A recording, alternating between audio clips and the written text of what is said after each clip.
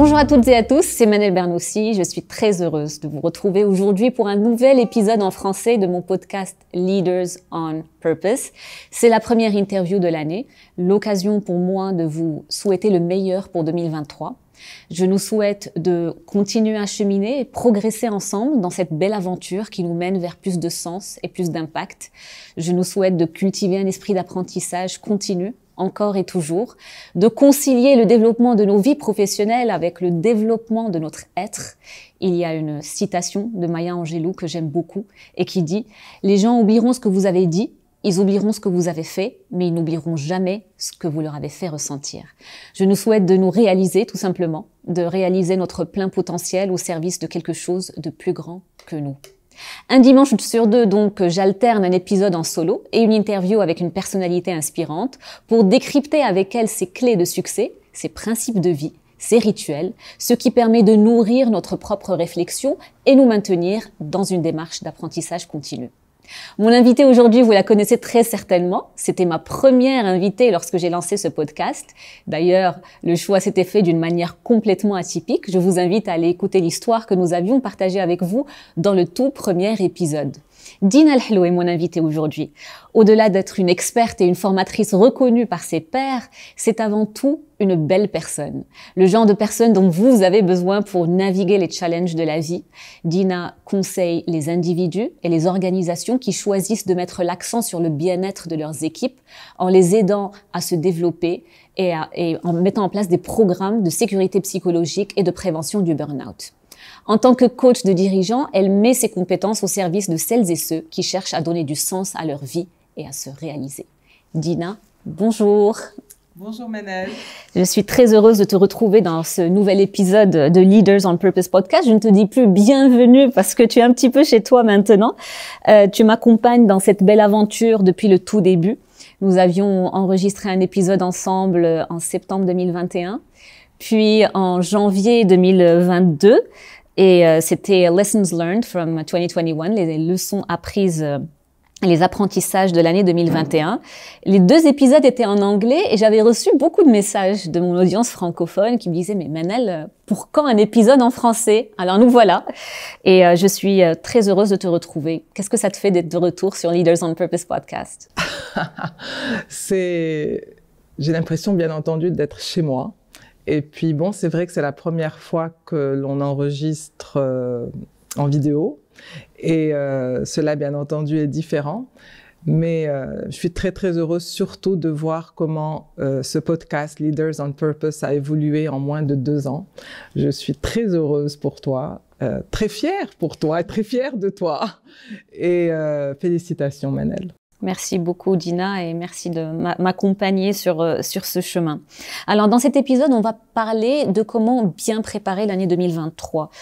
Tu vas nous partager tes techniques, tes conseils pour démarrer du bon pied. Nous avons tous envie de démarrer du bon pied. On est en janvier 2023.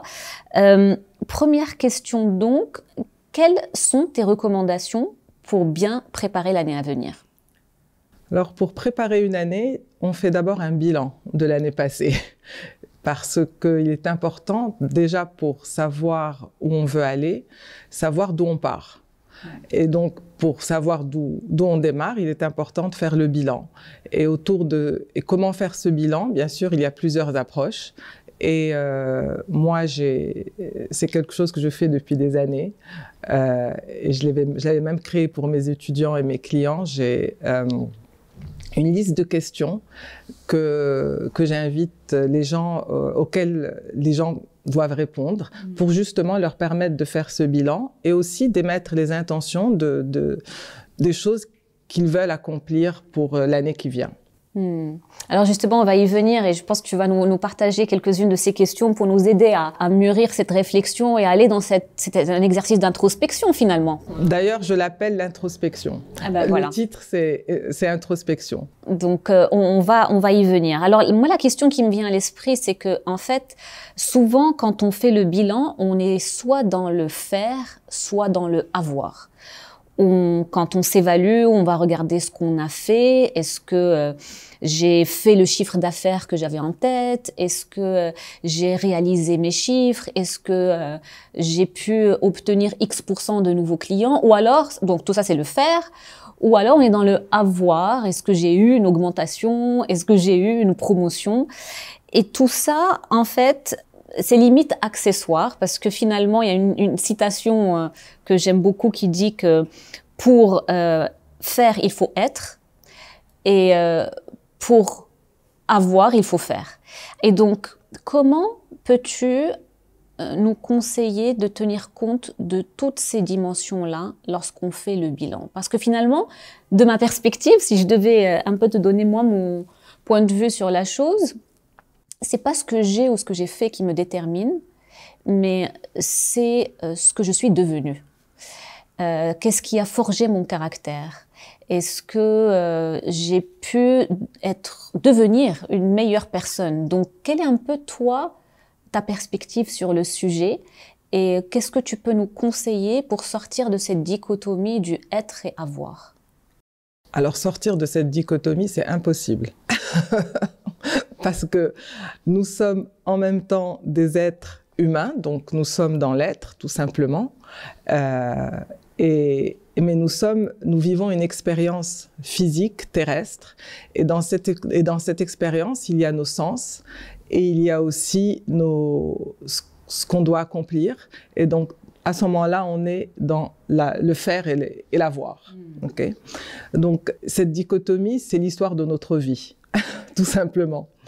Et dans ces questions, justement, les questions les plus importantes sont autour de l'être. C'est pour ça que je l'appelle l'introspection, parce que pour pouvoir s'observer de l'extérieur, bien entendu sans jugement et sans définition, parce que nous ne sommes jamais les mêmes.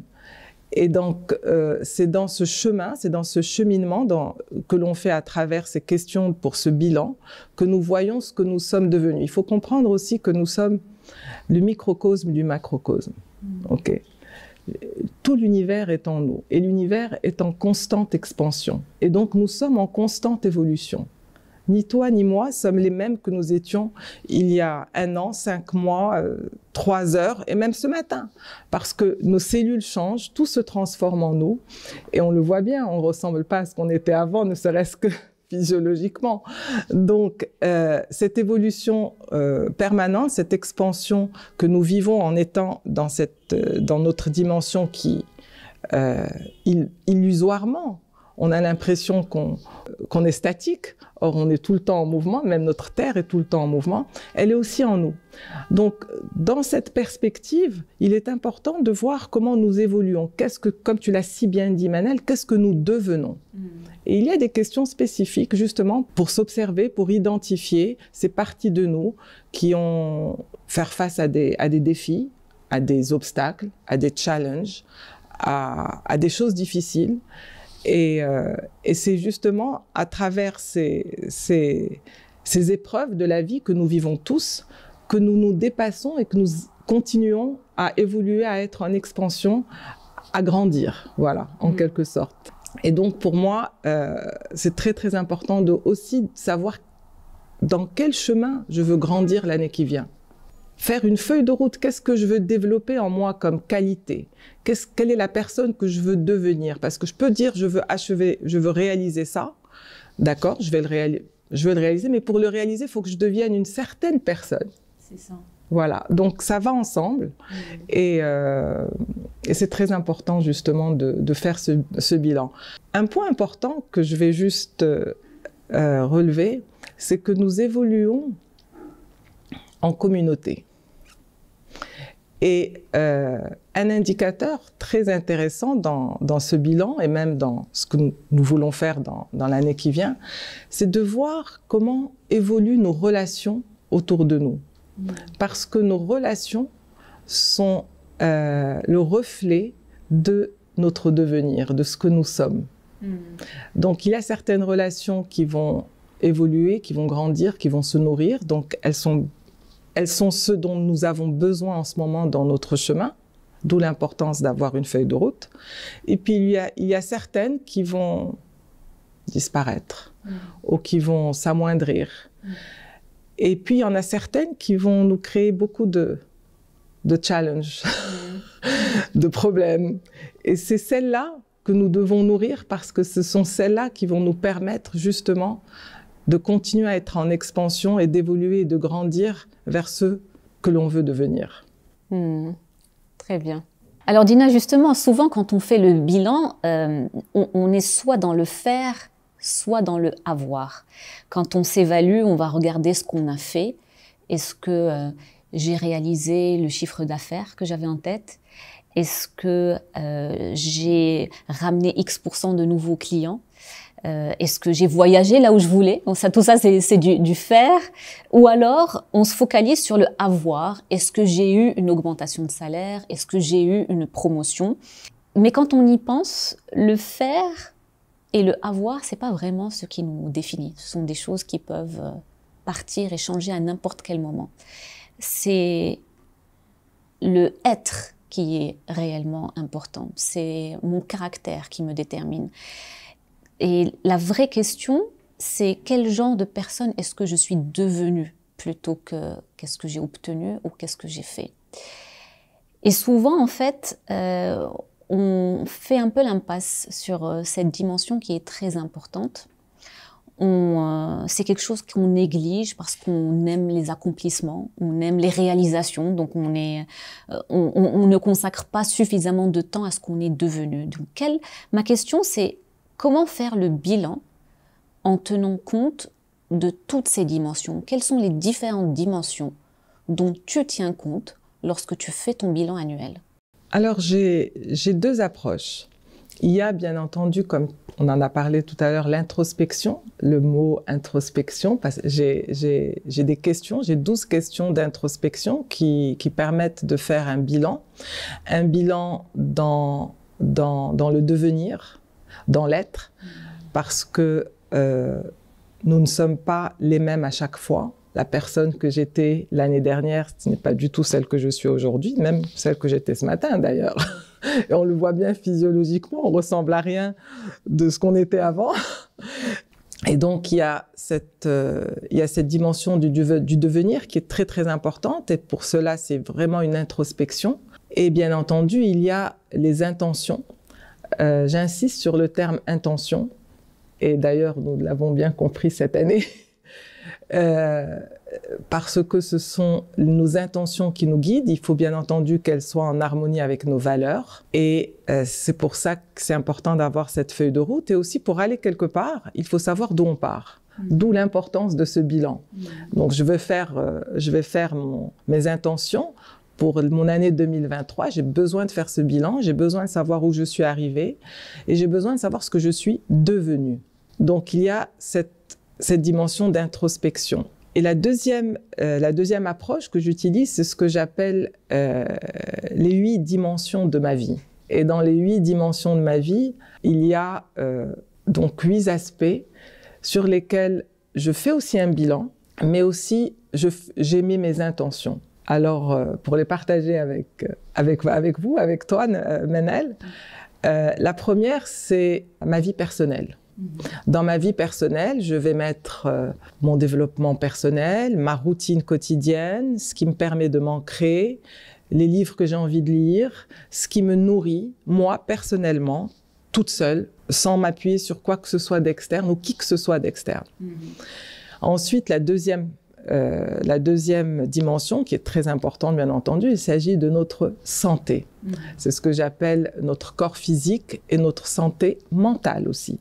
Et donc là-dedans, je vais mettre ce dont j'ai besoin pour avoir cet équilibre, mes exercices physiques, mon sport, ma nutrition, mon sommeil, parce que sans sommeil, on ne peut pas être dans cette dimension.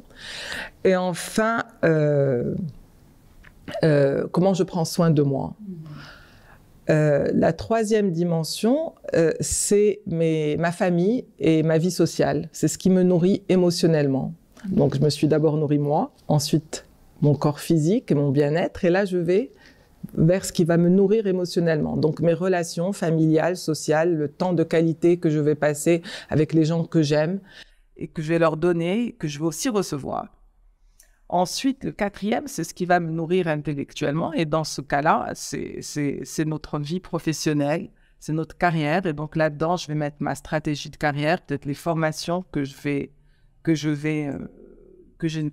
envie d'entamer pour développer ma carrière, ma profession. Ensuite, à partir de là, je vais vers mes finances. Mes investissements, ça peut être aussi les obligations financières que j'ai, qu'est-ce que je dois peut-être rembourser, où je vais investir. Et donc ça, c'est vraiment la partie pratique, parce que c'est aussi ce qui nous permet de vivre.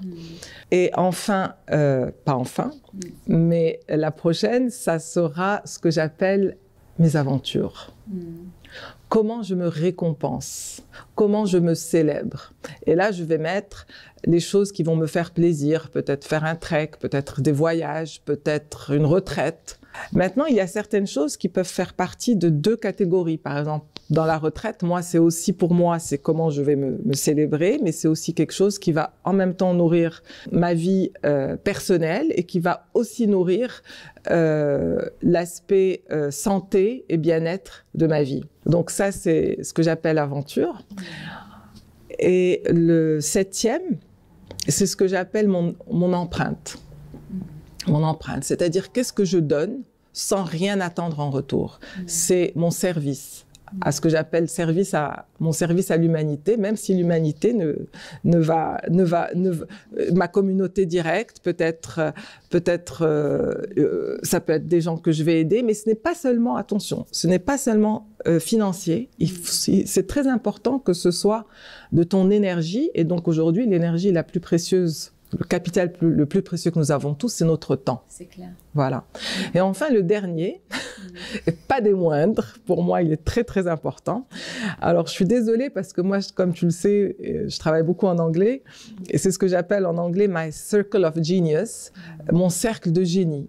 C'est une traduction littérale, mais pour expliquer, c'est la communauté de gens que je choisis pour m'entourer avec une intention très spécifique qui est celle de m'élever. Qu'est-ce qui va me nourrir? C'est un peu les gens qui vont... Une communauté, ça peut être une association, ça peut être un groupe, mais qui va partager les mêmes valeurs et qui est dans le même esprit, et que ça va être aussi ton fan club.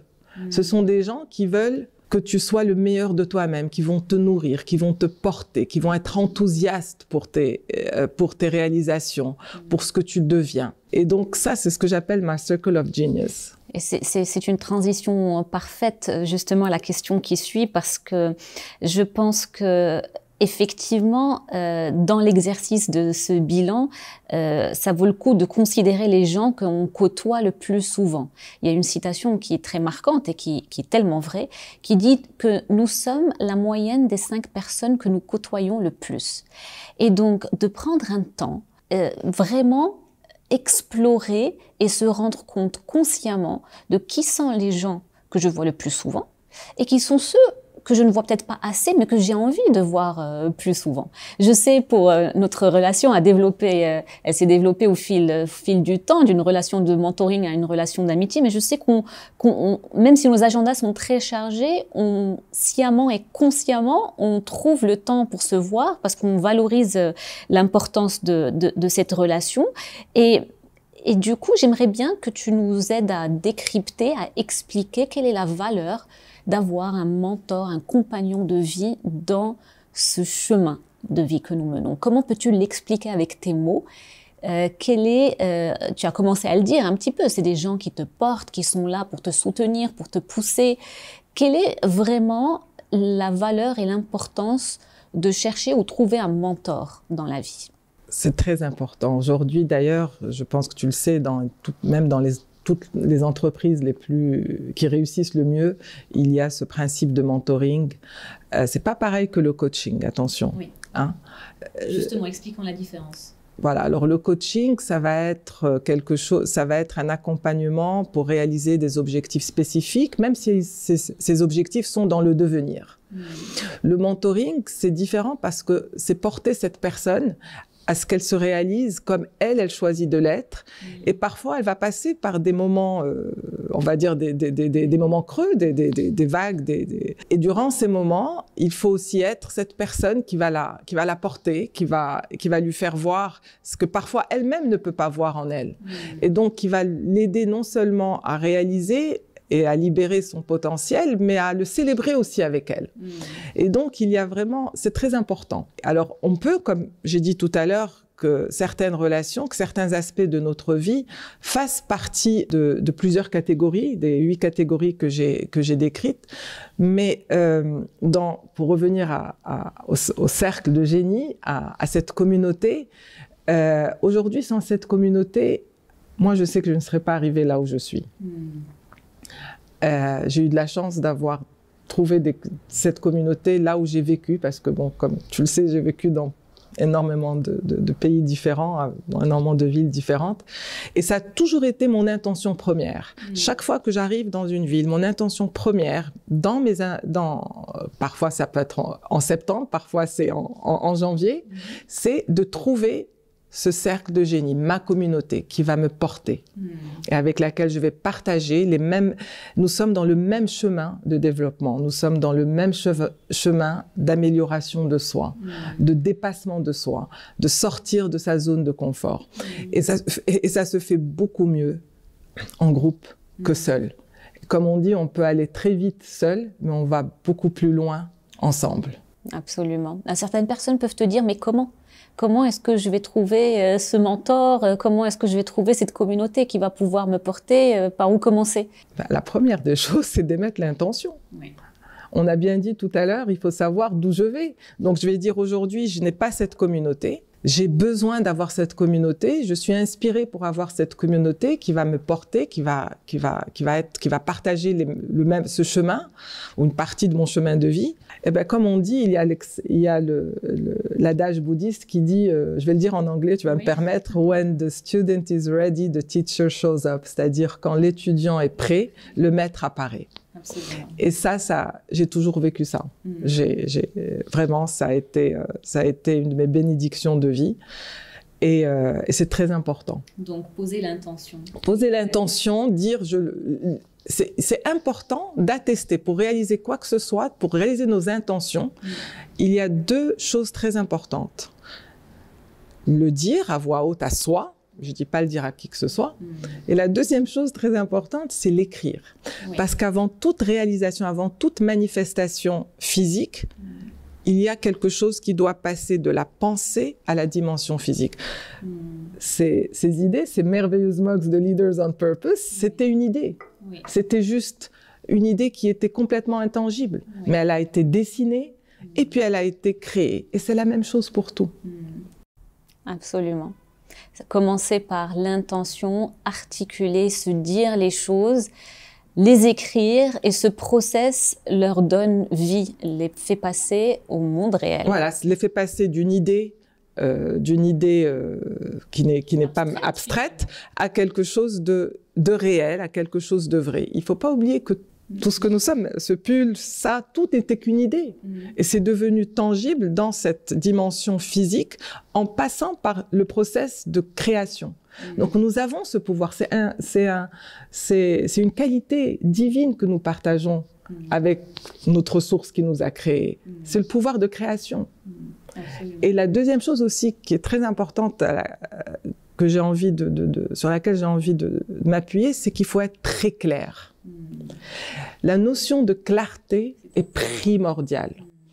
Clarté, intention, et puis bien entendu, les choses qui viennent avec l'expérience, c'est le discernement et la sagesse pour savoir ce qui va nous convenir ou ce qui ne nous convient pas. Ce sont des mots qui me parlent beaucoup et effectivement, cette idée de l'intention, c'est quelque chose que j'ai expérimenté depuis quelques années et je perçois et je ressens le pouvoir que c'est.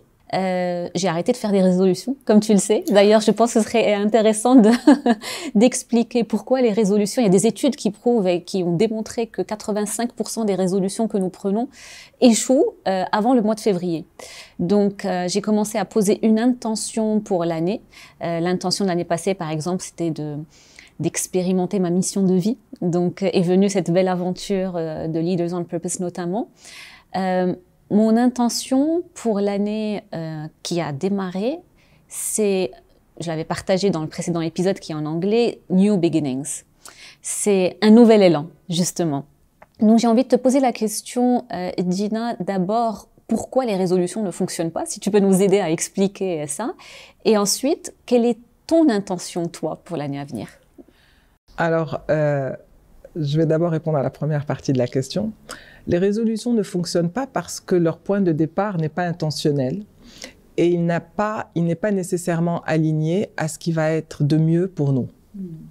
Ça va être le point de départ des résolutions n'est pas le point de départ des intentions. C'est différent. L'énergie qui va porter une intention n'est pas du tout la même que l'énergie qui va porter une résolution. L'une vient, on va dire peut-être de l'ego. Je veux arriver, je veux commencer à faire du sport, je veux perdre du poids, etc. Et l'autre va venir de, peut-être je peux dire si j'ai envie de me mettre au sport parce qu'en réalité mon intention c'est d'être bien avec moi-même, c'est de nourrir ma santé physique, ma santé mentale. Et donc ça vient d'une autre, déjà de la façon dont elle est exprimée, tu vois qu'elle est différente. Absolument. Souvent les résolutions sont accompagnées de frustration d'ailleurs, systématiquement. Que l'intention, c'est une direction, ça me donne, ça dirige mon énergie vers une direction donnée et ça vient d'un élan en fait. Il y a quelque chose qui jaillit plutôt que quelque chose que je vais subir. D'ailleurs, un de mes livres préférés que j'ai écouté, j'aime bien les audiobooks, que j'ai écouté plus d'une fois, depuis plus de 20 ans. La première fois que je l'ai écouté, c'était en 2001 ou je sais plus quoi, c'est le livre de Wayne Dyer qui s'appelle « Le pouvoir de l'intention ». Et là, on voit vraiment, il explique très très bien quelle est cette énergie derrière une intention. Et d'ailleurs, qui existe aussi, le pouvoir de l'intention, il existe dans toutes les études, enfin dans toutes les approches spirituelles de toutes les religions. Dans toutes les religions, dans toutes les écoles spirituelles, le pouvoir de l'intention est très important, l'accent est mis dessus. Parce qu'il fait partie de notre pouvoir de co-création. Voilà. Tu m'as demandé mon intention pour cette année. Quelle est ton intention pour 2023, Dina? Alors, normalement, tu le sais, je fais toujours une retraite. Alors justement, on va y venir. C'est une des questions, c'est une pratique importante. Et je ne l'ai pas encore faite. D'accord. Donc voilà, c'est là. Mais j'ai déjà une idée de mon intention de cette année, c'est l'harmonie. Ça ne peut pas être très, très simple, ou pourquoi l'harmonie? Mais l'harmonie va être ce qui va me guider cette année dans mes choix et dans les intentions que je vais décider de mettre en place. Magnifique. Superbe. Ben, on fera le bilan après un an. On verra si j'ai pu prendre un nouvel envol et si tu as pu installer plus d'harmonie dans ton année.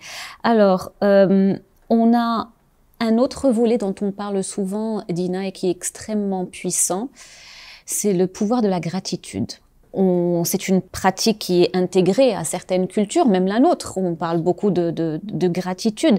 Mais si elle n'est pas pratiquée avec intention, justement, c'est le mot qui revient, si ce sont juste des mots qui sont, comme ça dit, elle perd de son pouvoir. Je pense qu'il faut vraiment prendre le temps de creuser et d'analyser toutes les choses pour lesquelles nous avons de la gratitude, aussi petite soit-elle, parce que parfois on peut tomber dans le travers de dire « Ah ben cette année je n'ai rien fait » ou alors « Cette année je n'ai rien obtenu ». Et en fait, vraiment avec tout ce travail que j'ai fait aussi sur moi-même et que dans le cheminement de vie, je pense qu'il faut faire très attention au pouvoir des mots. Parce que quand je dis que je n'ai rien fait ou il n'y a rien qui a changé, en fait rien c'est zéro. C'est zéro. Et 0 multiplié par 10, ça restera toujours 0. Donc si je pars d'un constat en disant que je n'ai rien fait, de mon année, même si j'applique un facteur de 10 dans l'année à venir, bah, ça restera 0. Donc, célébrer les petites et grandes choses, c'est quelque chose d'extrêmement important. J'aurais bien aimé que tu nous dises de ta perspective, de ton expérience, quel est voilà, ton point de vue sur le pouvoir de la gratitude et comment tu appliques la pratique de la gratitude dans ton quotidien. De la même manière qu'on vient de dire, il y a le pouvoir de l'intention, le pouvoir de la gratitude est tout aussi important. Je crois d'ailleurs, je suis sûre qu'il doit y avoir un livre qui s'appelle Le pouvoir de la gratitude. Oui, comme tu as dit, quand on dit rien, je peux dire rien multiplié par 100 000, ça va toujours être 0. Hein. Et puis, il y a aussi le pilotage automatique culturel que nous avons, en tous les cas dans notre région, qui est de dire toujours je rends grâce à Dieu de manière automatique. Okay. Mais c'est un pilotage automatique pour 99% des gens parce que, comme tu l'as si bien dit, l'intention de cette grâce, elle n'est pas ressentie, elle n'est pas incarnée, elle n'est pas incorporée. Et parce que dès qu'on va être dans la vraie gratitude qui va être incarnée, ben vous allez voir, la personne va avoir les yeux qui brillent. C'est aussi simple que ça. Et donc, d'où le pouvoir des mots, comme tu l'as dit. Et dans la pratique de gratitude, d'ailleurs, moi, j'ai adoré, tu m'as rappelé quelque chose. J'ai adoré, tu as posté une story en début d'année, je crois, oui. avec une jarre, oui, avec un bocal où tu mets toutes les semaines, je crois, ou tous les jours, je sais pas, ce pourquoi tu as eu de la gratitude, ce que cette semaine ou cette année, j'adore d'ailleurs, je l'avais vue plusieurs fois, mais tu sais, en la voyant chez toi, j'ai décidé de la faire. Je suis ravie. Pour ceux qui savent pas de quoi on parle, et si vous ne nous suivez pas sur les réseaux sociaux, Instagram @manelbernoussi tout attaché ou Dina Alhelou tout attaché, en fait, c'est une pratique qui consiste à chaque semaine, donc j'ai choisi les samedis, chaque semaine je mets un rappel. Donc si vous voulez nous rejoindre dans le challenge, rejoignez-nous. Chaque samedi, il suffit de prendre un post-it et de se dire qu'est-ce une seule chose qui s'est bien passée dans ma semaine. Une seule chose pour laquelle j'ai de la gratitude cette semaine. Vous la notez sur le post-it, vous pliez en 4 et vous mettez dedans. Et c'est quelque chose que maintenant je fais avec les enfants aussi, c'est quelque chose qui peut être fait en famille. Et les enfants s'amusent aussi à se forcer à penser à quelque chose de positif. Et je pense que, n'est-ce pas, il y a aussi un schéma neuronal, en fait. On programme notre cerveau. C'est là où j'allais arriver, justement, avec le pouvoir de la gratitude. C'est qu'on programme notre cerveau, c'est de la neuroscience, hein, tout simplement. On programme notre cerveau à porter l'attention sur ce qui est positif. C'est comme tout un muscle. C'est comme un muscle. Donc, si je vais programmer mon cerveau à voir quelque chose de positif toutes les semaines ou tous les jours, automatiquement, ça va être... ma qualité de vie va automatiquement changer. C'est obligatoire. Absolument. Et donc dans ce... Alors moi, je les écris tous les jours. Ma routine, moi, j'écris tous les jours, tous les matins. Alors, j'ai deux façons d'écrire. Ça fait quand même 22 ans que j'écris tous les jours, donc j'ai des cartons et des cartons. Et maintenant, j'ai pris une nouvelle habitude que j'aime bien, je l'appelle mon booklet of happiness, mon cahier de bonheur, avec aussi avec quelques colonnes. Et il y a une colonne de gratitude. Mais autrement, de toutes les façons, dans mon journal quotidien, où j'écris mes 2-3 pages par jour, je termine toujours par dire « j'ai de la gratitude pour ». Alors, ça peut être des choses qu'on va répéter tous les jours. J'ai de la gratitude parce que j'ai un toit sur ma tête. Il y a des jours où tout va mal, on a de la gratitude parce qu'on respire. Voilà, j'ai de la gratitude parce que ma mère est en bonne santé. J'ai de la gratitude parce que mon fils va bien, il est heureux. Donc, voilà. Il y a toujours... Et puis, parfois, dire « j'ai de la gratitude aujourd'hui, j'ai un miracle qui se produit ». Une autre chose aussi que j'aime bien, c'est que j'aime porter mon attention sur les belles surprises. Et il y a une question à laquelle je réponds tous les jours, c'est qu'est-ce qui peut m'arriver de mieux aujourd'hui? C'est aussi une façon de programmer son cerveau. Le matin, dès qu'on se réveille. Ouais. Qu'est-ce qui peut m'arriver de mieux aujourd'hui? Qu'est-ce qui peut m'arriver de mieux aujourd'hui? Eh bien, vous ne pouvez pas imaginer à quel point répondre à cette simple question tous les jours change votre vie. Et puis là-dessus, et puis juste en dessous, dans mon petit booklet, dans mon petit cahier de bonheur, j'ai une question, il dit « Quels miracles peuvent peuvent-ils m'arriver aujourd'hui? Miracle, c'est-à-dire quelque chose auquel tu t'attends pas. On s'attend pas. Et puis je vais dire, ça peut être, je voudrais un miracle point de vue santé, je voudrais un miracle, quelqu'un qui m'appelle que j'ai pas vu depuis longtemps, mais j'attends un miracle. Et tu poses l'intention. Je pose l'intention. Le pouvoir de la manifestation, peut-être. Et puis c'est ce que tu as dit tout à l'heure, c'est le pouvoir des mots. Oui. Alors j'utilise le mot gratitude, j'utilise le mot miracle, j'utilise le mot intention, j'utilise qu'est-ce qui peut m'arriver de mieux, le mot mieux aujourd'hui. Alors mon cerveau est programmé maintenant à voir ce genre de choses. Et puis c'est la loi de l'attraction. Plus vous allez être dans cette énergie-là, dans cet univers positif, plus des choses positives viendront à vous, forcément. Alors, je sais aussi, Dina, dans ta pratique, et on l'évoquait tout à l'heure, que chaque début d'année, tu fais une retraite. Justement, on en parlait.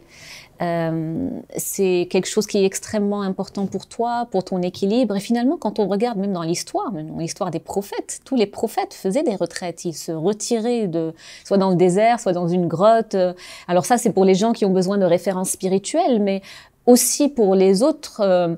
Il y a Bill Gates qui a partagé dans un livre, la 25e heure, qui est un livre sur la productivité que je vous conseille vraiment de lire. Il a partagé que 2 fois par an, il se prenait une semaine qu'il appelle les Think Week. Une semaine où il est dans une cabane, dans la nature, coupé du monde, coupé de la technologie, sans téléphone, sans Internet. Il y va pour réfléchir, il y va pour lire, donc il emmène des bouquins, et il dit que les meilleures innovations de Microsoft sont nées lors de ces Think Week. Donc, quand on voit que des figures aussi inspirantes et aussi, qui ont vraiment, Bill Gates, c'est aussi le symbole du succès dans le monde de l'entreprise, on ne peut que être ouvert à explorer le pouvoir des retraites. Qu'est-ce que ça représente pour toi, ces retraites, et qu'est-ce que tu fais concrètement lors de ces retraites? Ma retraite, pour moi, est très importante. Je fais des retraites de silence.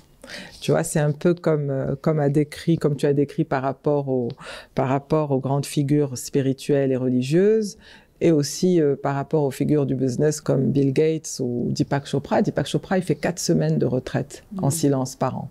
4 semaines d'affilée. Et donc, dans ce processus de retraite, il y a minimum, c'est 3 jours, idéalement 6 jours. Si on fait entre 3 et 6, c'est très, très bien. Alors, je vais seule, exactement. Je vais dans un endroit dans la nature. C'est très, très important d'être connecté à la nature parce que c'est notre source. Moi, il y a quelque chose que je dis très souvent. Je dis, on s'en rend pas compte, mais quand on vit dans les villes, quand on vit comme on vit aujourd'hui, le monde moderne, on est entouré de 90% de choses qui sont faites par l'homme. Moi, je suis pas faite par l'homme. Toi, tu n'es pas faite par l'homme. Tu es, comme j'aime dire, God-made. Tu sais, on fait man-made, made in China, made in Morocco. Alors, moi, j'aime bien God-made, man-made. Alors, en étant nous God-made, et on est entouré de 90% de man-made. C'est-à-dire ces murs, ces objets, tout. Donc, c'est très, très important d'aller et de faire l'inverse. Donc, on va dans un ratio où c'est 90% God-made, comme moi, c'est-à-dire fait par la source, par Dieu, créé par la source divine, par Dieu, et 10%, parce que je vais quand même dormir dans une cabane, ou pas un hôtel, mais un endroit tout simple. Voilà. Et je vais seule. Et une chose qui est très importante, c'est d'être autonome, complètement autonome. Donc, je ne vois personne, j'ai personne qui va me faire à manger, j'emmène ma propre nourriture, je cuisine moi-même. Et je vais aussi avec un agenda. Un agenda, c'est-à-dire un emploi du temps. C'est très important d'avoir cet emploi du temps pour être structuré. Je n'emmène bien entendu, il n'y a rien de technologique. Le téléphone est fermé pendant 4-5 jours, il n'y a pas d'ordinateur. Je n'emmène pas de bouquins de réflexion intellectuelle. Je ne vais pas pour travailler mon cerveau gauche, donc je ne vais pour rien apprendre. Okay. Donc en général, j'emmène un livre inspirant comme un livre spirituel. Alors, il y en a un que j'adore, qui est Fahreddin Lattal, qui est de la conférence des oiseaux, que j'emmène à chaque fois avec moi. Et d'autres livres comme Ibn Arabi ou Rumi. Bon, chacun ce qu'il aime, mais j'en emmène que un. Et puis, j'ai donc cet agenda, cet emploi du temps, et dans cet emploi du temps, il y a du vide. Plus important, c'est le vide. Alors justement, pourquoi le silence? Pourquoi? Parce que le silence est notre nature profonde. C'est dans l'espace entre pensée et pensée que la création se fait. Une mélodie, ce n'est pas les notes qui font la chanson ou la mélodie, c'est l'espace entre les notes. Donc notre processus de pensée, pour qu'il soit innovant, créatif, il faut qu'il y ait de l'espace. Or, nous pensons jusqu'à 85 ou 100 000 pensées par jour. Alors, croyez-moi, quand vous êtes dans la nature, en bord de mer, en rivière, montagne, arbre, alors moi, j'ai des espaces où je vais, de mon temps, où je vais regarder le ciel, les nuages, la forme des nuages. Ou alors, je vais prendre une feuille d'un arbre, d'une plante, je vais l'observer. Ça peut durer 1 heure et demie. C'est le contraste avec l'environnement hyper stimulant dans lequel on vit. Absolument. Donc c'est pour rééquilibrer.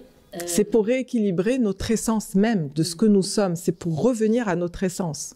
Et c'est uniquement dans cet espace, donc dans ce silence, que la nouveauté se fait. Alors, je vais revenir à ta question et à ton intention de cette année, Manel. Tu as dit que tu veux de la nouveauté. J'adore.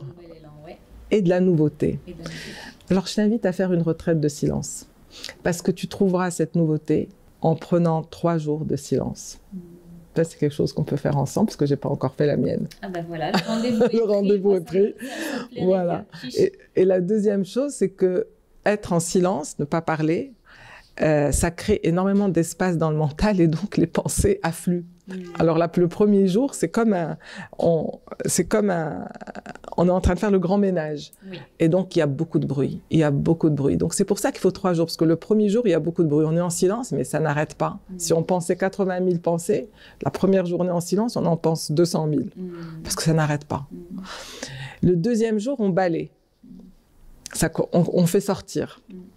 Et le troisième jour, on peut l'accueillir, accueillir les idées, accueillir même l'endroit d'où on va émettre ses intentions pour cette nouvelle année est différent. L'énergie est différente. Donc moi, quand je fais quand je prépare ma nouvelle année, je commence toujours en janvier, fin janvier, maximum début février, par 3 jours, 4 jours de silence dans la nature. Alors, je commence toujours, je fais ma méditation. J'ai pas de téléphone, donc je tiens pas le temps. Mais automatiquement, votre corps s'harmonise avec le cycle circadien. Vous dormez au moment où il faut dormir, vous vous réveillez sans problème au moment où il faut se réveiller. Donc, je commence par la méditation, par mon yoga, une marche en bord de mer si je suis en bord de mer ou ailleurs si je suis ailleurs. Ensuite, je dors. Je dors. Et vous pouvez pas... tu peux pas imaginer que les 2 premiers jours, tu poses ta tête, tu dors. Alors que moi, personnellement, pour dormir, j'ai besoin de lire, de faire quelque chose. Donc il y a une harmonisation. Voilà, c'est un rééquilibrage très important. Donc oui, j'attends avec impatience ma retraite à la fin du mois. Et pour toi, je t'invite vraiment à la mettre dans tes intentions pour...